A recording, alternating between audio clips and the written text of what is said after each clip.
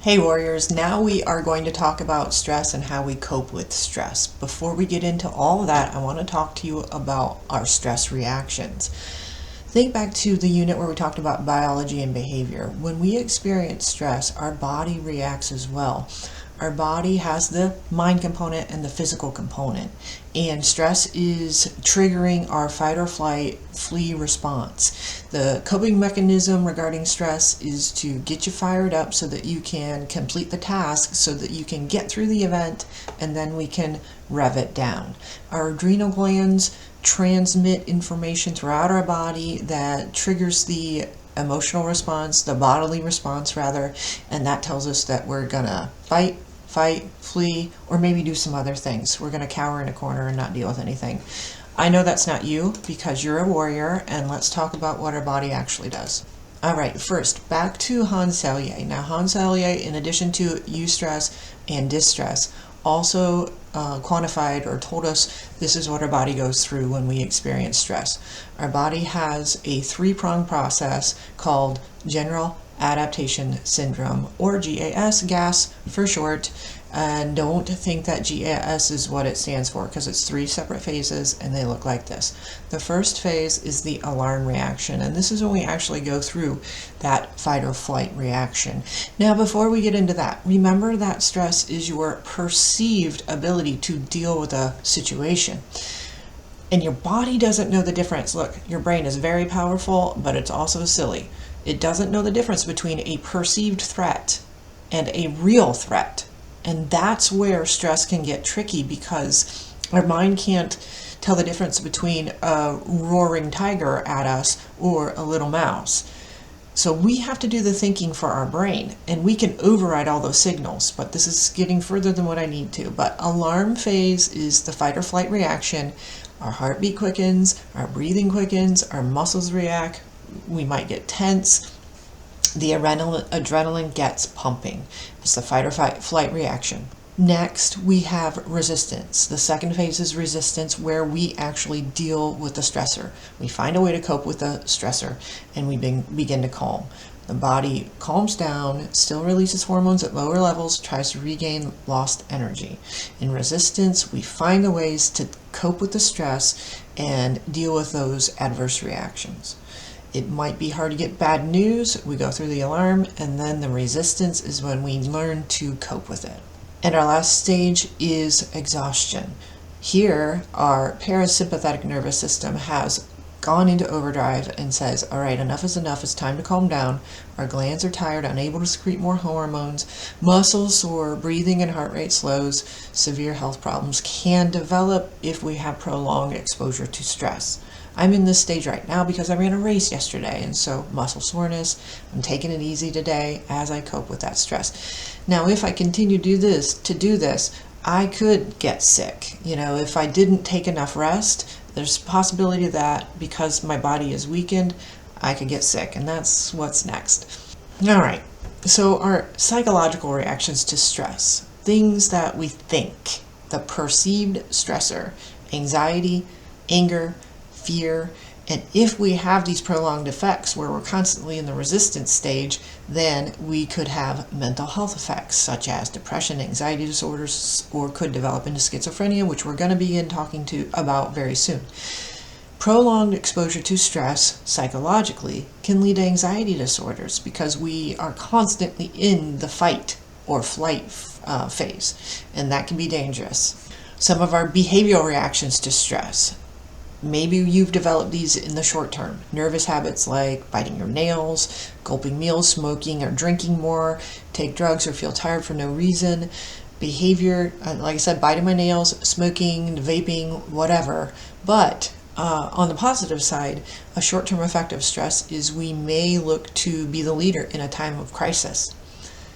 A long-term effect of these short-term habits can be substance abuse, unemployment, suicide, also contributes to aggressive behavior. Now, that's if we continue with these short-term habits. So if they become a part of our everyday affairs, then we are vulnerable to serious health concerns.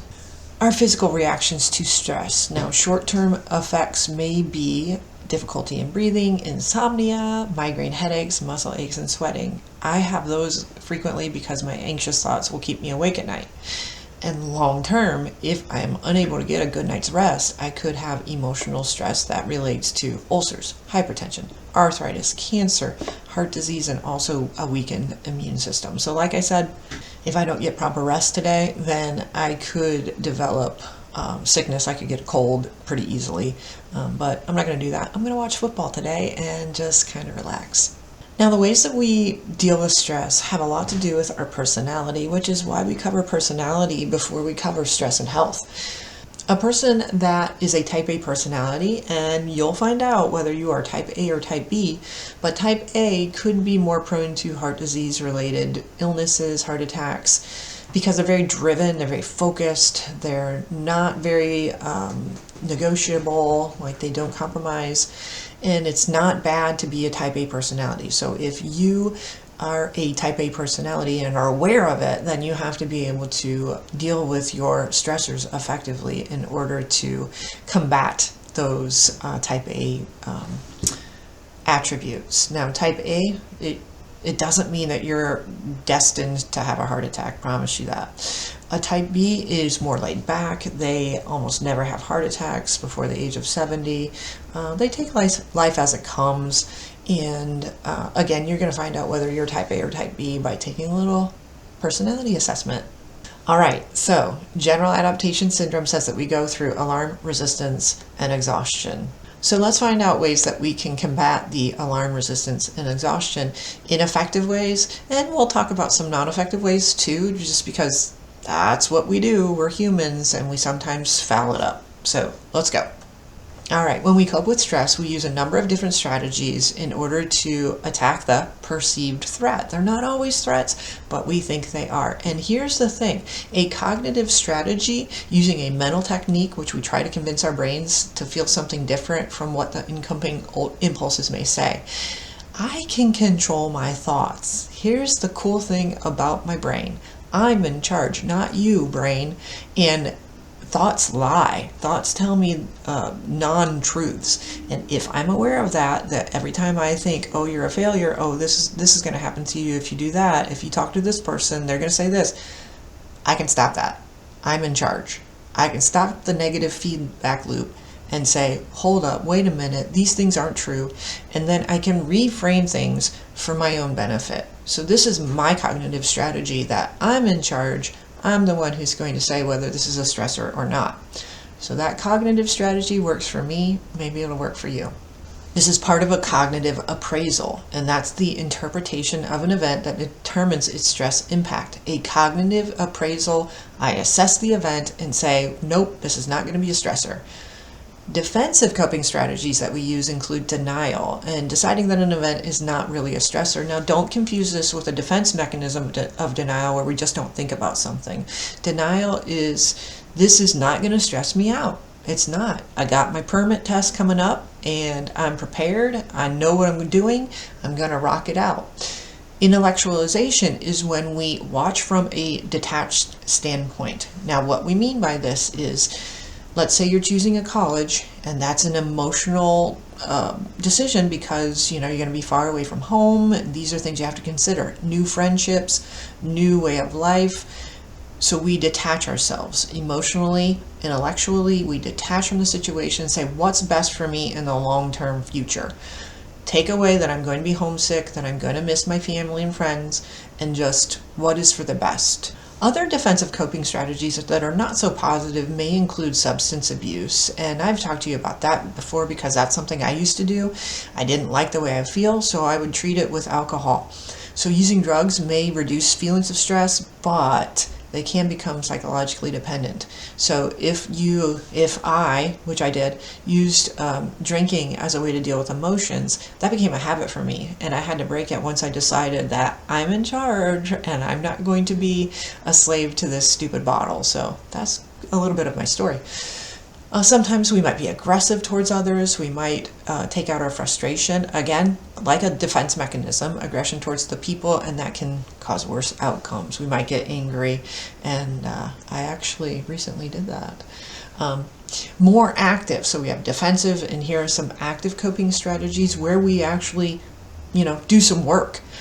Here, number one, changing stressful thoughts. As I was saying, I'm in charge of the thoughts. If I can recognize the self-defeating thought and change them into calming ones, then I'm in charge and I'm in control.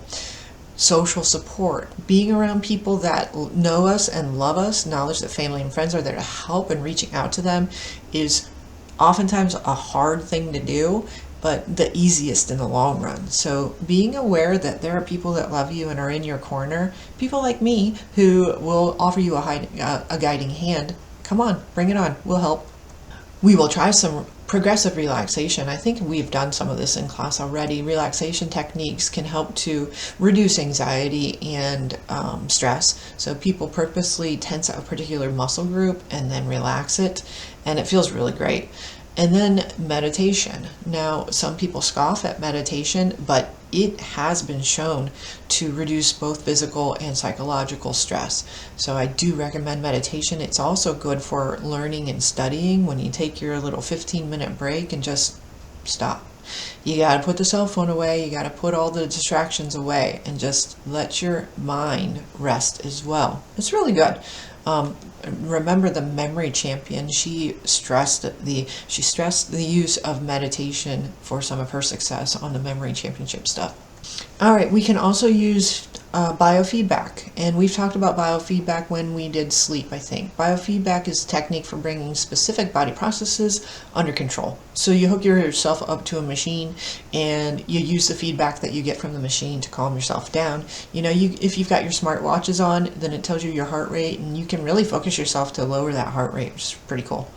All right, a few more, and you know that I'm a huge proponent of exercise, which is going to help my heart in the long run, so I'll probably live to be about 150 years old. Training, preparing for a stressful situation, training, practice. You got a big presentation, do it over and over. By the time you get ready to do it, you're going to be a pro. And then improving interpersonal skills, develop skills for dealing with friends, family, and coworkers, like practicing a job interview, looking people in the eye when you talk to them, shaking their hand. These are ways that you can deal with stressful events. I do not like to go to parties where I'm going to meet new people, but sometimes when I put myself out there, I find great outcomes. So it's good to practice those things. All right, warriors, that's the end of this unit. It's a super quick one, and it's full of great information for you to combat stress. Please understand, stress has that mind component and body component, and when you unlock the key to my mind, it thinks more negative thoughts than it does positive thoughts, and if you're aware of that, you can really change your life. You can control it. All right, talk to you later, warriors.